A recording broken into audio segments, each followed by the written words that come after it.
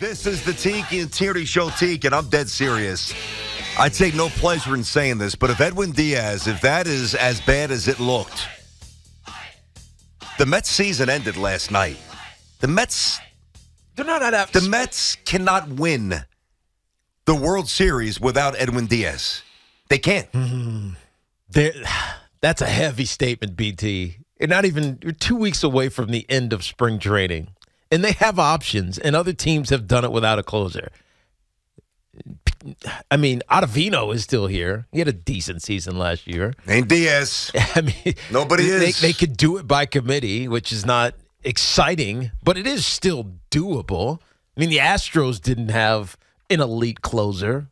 The Braves certainly didn't. Hell, I felt like they bullpenned their way to their World Series 2 years ago. The Dodgers did. With Jansen. I mean, there's examples of teams getting to and winning World Series without elite closers. Why do you think the Mets can't do it because of Edwin Diaz? I'll tell you why. 2 reasons. By the way, you're right about that. You know, you look at some of the champions. Will Smith, obviously this past year with the Astros, whatever. Jansen, obviously, he's had a good career, but certainly not Edwin Diaz. Sean Doolittle with the Nats back in 2019 was his ERA was like 4.5. The reason why it's different for this Mets team is that, man, I hope he's okay. Truly, I hope he's all right. But Edwin Diaz is, to me, and I was thinking about this as soon as I saw this last night, Edwin Diaz is one of the 3, 4, or 5 most indispensable players on the New York sports scene. Forget about the Mets. So, Tiki, you're not wrong. Yeah, teams of bullpen, teams, a combination of arms, mix and match. It's happened for sure. But Edwin Diaz, in many ways, is the Mets' aura. Not only the stuff that is unhittable, and he earned every penny of that contract. He was filthy. Edwin Diaz was untouchable a year ago. But the energy and the trumpets and the entrance, and he's got this cult hero status that is undeniable. He's so important to the Mets on the field, and he's so important to the Mets off the field.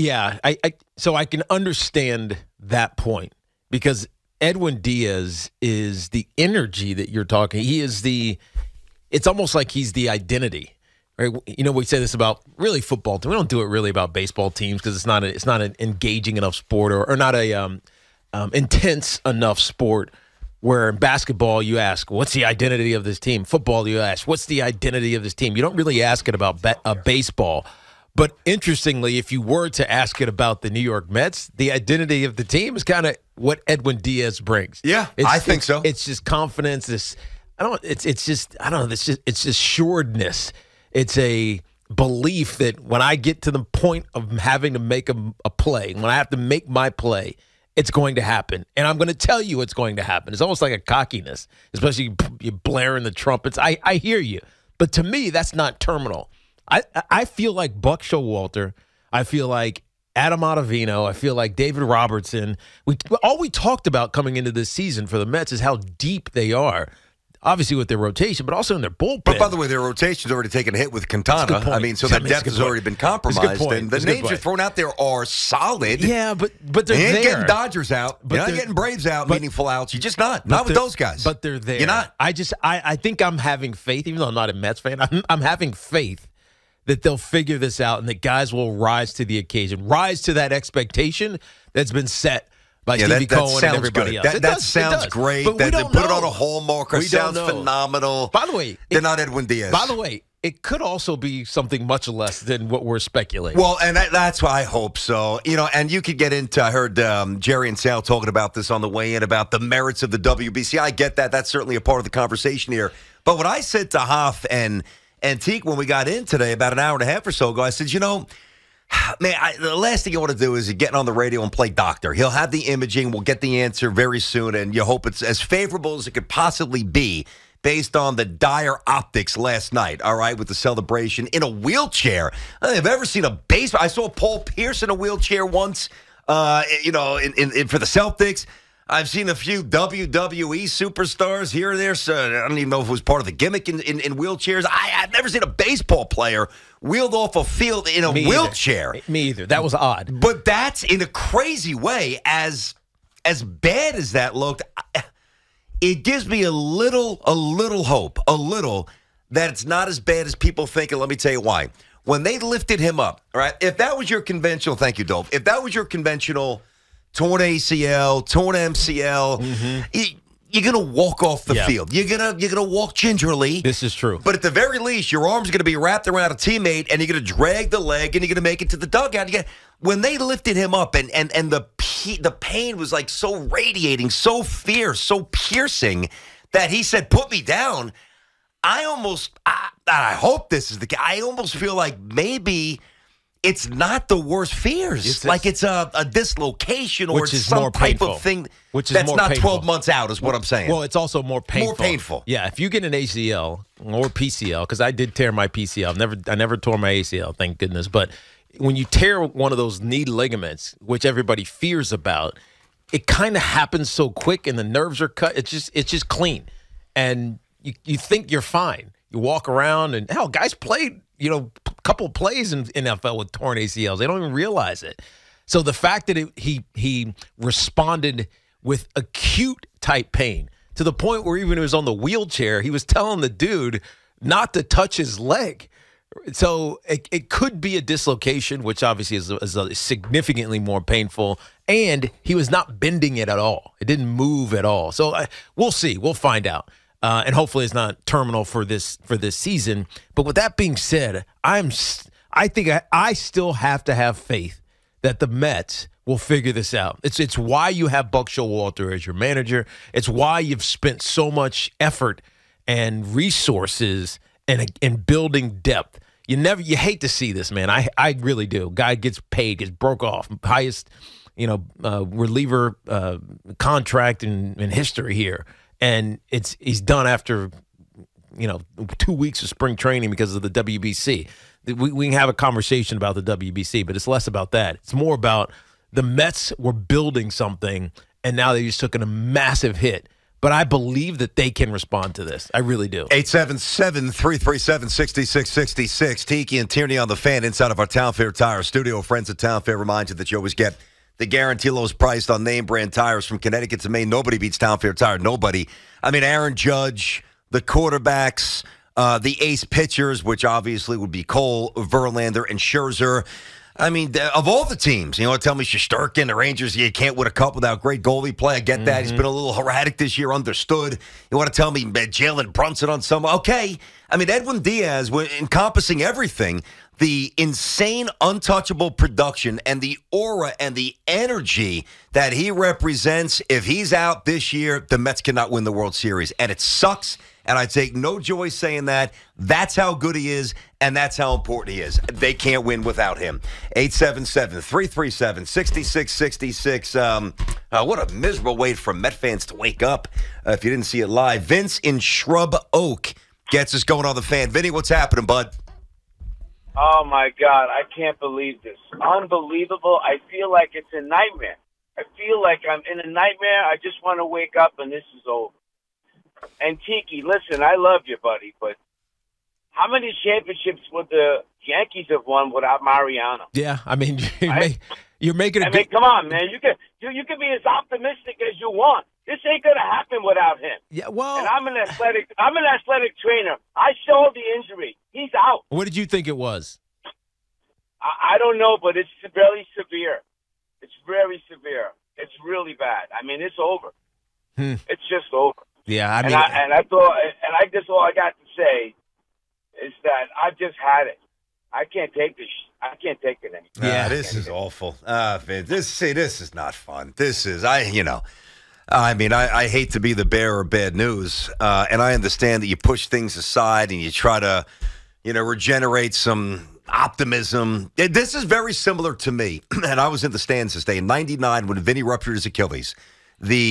The previous year, the Jets were basically a half away getting to the Super Bowl. We all know the story. Out in Denver, should have won the game, blah, blah, blah. I'll take this to my grave. I thought they would have beaten the Falcons easily in the Super Bowl, whatever. Week 1, 99, goes to hand off to Curtis on the turf, goes to get it, reaches for it, lunges, Achilles gets shredded. Tom Tupa, and I'm at the game, Tom Tupa comes in, throws a touchdown to Keyshawn. The old punter, Tom Tupa, okay? And the guy, my boy Rob, who I had season tickets with, he's going bonkers. Yeah, Jets, yeah. And I sat there stoic. I didn't even clap during the time. He goes, what is wrong with you? I go, season's over. We're done. And it just, certain things feel so ominous. And I respect where Tiki is going. And I would love to be able to say that and subscribe to that. But I just don't believe it. I could get on the air and say, yeah, Buck can do this and Buck can do that. And Onavino can piece this and that guy can piece it. Edwin Diaz is untouchable. He is different, and this is different, which stinks. Mike's in South Jersey. What's happening, Mikey? How are you? Good morning, guys. Love the show. Thanks, Mike. What's up? On Odyssey and enjoy it. Thank you. You know what? I'm agreeing with Tiki. I think if maybe a two-headed dragon, split between a righty and a lefty, but I think they can. And if it's going to happen, it's better that it happen now when there's still people that are available rather than come June, July, when anyone who was available is gone. Yeah. So I'm sticking with Tiki and trying to keep a bright outlook. Well, Mike, here's why I think is another reason why I think it's not terminal. Perhaps this forces the Mets, Stevie Cohen, Epler, forces them to go get another banger, right? Whoever that may be, right? So it's less about let's play these things tight because we know how they play them, right? Let's play these things tight, and once we throw it to the bullpen, if we got a lead, we're winning. We know it because Edwin Diaz was the best closer in baseball last year, and now they have to rethink how they're winning, like what the formula is to win. And instead of let's play it tight, we got to blow these things open. Maybe it forces them to actually go make a move for the bat that we've been talking about for a year now. Now, you mean now or mid-season? You find a team that's dying. I think now. I think now or mid-season. Okay, that's more plausible. You got a team out there that's going nowhere. But who's available now? Nobody. The challenge with trying to get a closer now, right? Because I've heard this a couple of times over, because a lot of people were opining about this. The challenge with trying to go get a closer now is that every team knows that you're desperate for a closer. Yeah, positional weakness, 100%. You're getting, no question. You're getting destroyed in whatever deal you try to make now. Yes. So it's less about going to get the closer and going to go get offense. Yeah, but hold on. Why wouldn't that? And I agree with that because it's desperation. Why wouldn't that same thought apply to the Mets trying to go out and get a hitter? Because teams know why they're going to get a hitter. Yeah, but it's different. It's not. But different why? Because it's not a position of void. You're not void of hitters on the Mets, right? Maybe you're void of home runs because it's Pete Alonso. I guess Francisco Lindor throws some in there every now and then. But there's not a ton of them. But they have them. No, I understand that. They have offense to be a good team. But if Diaz doesn't go down last night, the Mets aren't calling anybody about offense. People know why they're calling about the offense. I understand because that. Diaz got hurt. Yeah, so whether you're looking for a closer or a thumper, you're still desperate. But Marte is still there. McNeil is still there. I still like the Mets team. You're not desperate. It's not a World Series team now. You're not desperate for. He was their best. He was their best player. It just helps you. He was their best player. Doing what for the guy that does his job, right? Whether it's Pete Alonso doing his job, Lindor doing his job, Scherzer doing his job. What Edwin Diaz did, he did it better than anybody else on the team. I think it was the highest strikeout rate, highest K rate in the history of baseball. Yeah. Struck out over 50% of the guys he faced. No, it was exceptional. He was untouchable. My point is they're not desperate for hitters. They need another hitter to change their philosophy. But we both agree, if you go try to get some whoever the closer is, we need another ace closer, even if it's just a rental for the season, because Edwin Diaz hopefully, is back next year to fill out his deal. But if we need a closer for the season, you're getting crushed in that trade. You just go say, you know what, we just want to go get a bat right now. It's just our kind of reaction to this. It's less desperate than trying to go find a closer right now. Let's get to Brad in Williston Park on the Fan with Tiki and Tierney. What's up, Brad? How you doing today? Hey guys, so I'm not playing the optimistic card because I'm a diehard Met fan, And last night was I cursing at the TV when my friend texted me to turn on FS2, and I see my guy on the ground. Absolutely. When it's all said and done, Robertson's our closer. Ottavino's our eighth inning man. And the comments that you're making about them going to get a bat, Mets don't need a bat. At the moment they don't. Mid-season they'll need it in order to get over the top. Our rotation has 3 guys. I know with Senga and his tendonitis in his finger or whatever. Yep. But there's names still out there the Mets were actually looking at and actually thinking about signing that you haven't mentioned yet today, and that name is Zach Britton. He pitched for Buck in Baltimore. What I'm hearing, the Mets were thinking of signing even before it happened yesterday. Yeah, we were we brought that up before the show. That makes sense. Hopefully Buck uses him in a playoff game this year. Before you go into what you're going to say about what I'm saying, go ahead. David Robertson is a great pitcher. He is not almighty like Edwin Diaz. Edwin Diaz, in all rights, is the best closer in baseball and had the best K rate in the history of baseball last year. Absolutely no question about it. Yeah. But we're not a dead team. It's horrible what happened. And I get what you're saying. We're not going to win the World Series without Edwin Diaz, and I can understand your opinion on that. But it's next man up mentality. And that's how it has to be with a great manager and a great team and a great owner who's going to make sure that we put the best product on the field. We're good. I think so, at least. Listen, I respect the resilience, Brad. I disagree. I don't think you guys are good. We can come up with all the hallmark expressions, next man up and this and that. You just lost, in a lot of ways, you lost the soul of your team last night. You really did.